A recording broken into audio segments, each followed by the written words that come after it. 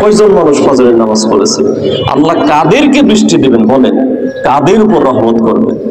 উপলব্ধিগুলো করতে হবে ব্যতিক্রম। যেই সময় একটা গোষ্ঠী কর্তৃক মুসলমানদের উপর সাপের মতো পিটিয়ে তাদেরকে হত্যা করার পরেও মুসলমানেরা যখন আবেগী হয়ে তাদের ভালোবাসায় আবার তাদের পক্ষে কথা বলতে যায়, তাদের উপর যখন গুলি চালানো হয়, তো আল্লাহ কাদের উপর বৃষ্টি নাজিল করবেন বলেন? যেই মানুষ শাইখুল হাদিসকে জেলখানায় রেখে যারা পানি পর্যন্ত দেয় না, জগৎ বিখ্যাত একজন আলেমকে তেতুল হুজুর যারা বানায়,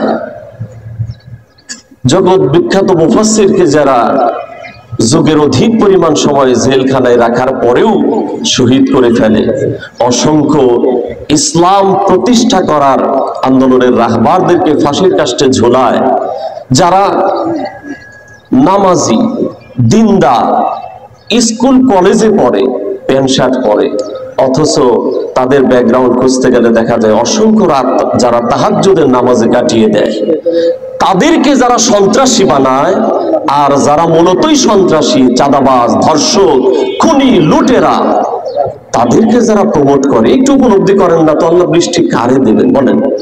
দয়াটা আল্লাহ কারে করবেন? যেই সময় মানুষগুলো ব্যবসা করতে গিয়া ওজনে কম দেয়, মানে ভেজাল মেশায়, আল্লাহ কাদের উপর দয়া করবেন? আসলে আমি যেটা উপলব্ধি করি, যদিও আমরা সুন্নাহ হিসেবে এই নামাজ পড়তে এসেছি, বাস্তব আমার উপলব্ধি হলো আল্লাহ যে আমাদেরকে বাঁচিয়ে রেখেছেন, আলহামদুলিল্লাহ, এটাই আল্লাহর দয়া। এখনো যে আমি অক্সিজেন নিতে পারছি, এটাই আল্লাহর বড় দয়া।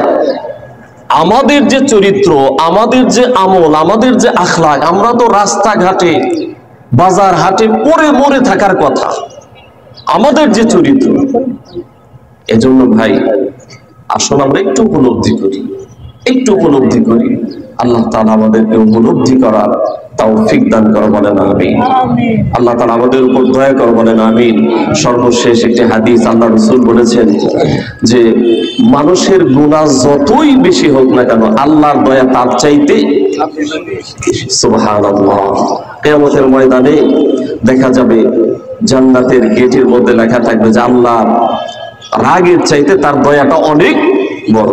সুবহানাল্লাহ। সেই আশা নিয়ে আমরা এখানে এসেছি। আল্লাহ তাআলা যেন আমাদের আশাকে পূরণ করেন বলেন আমিন। আসসালামু আলাইকুম ওয়া রাহমাতুল্লাহ।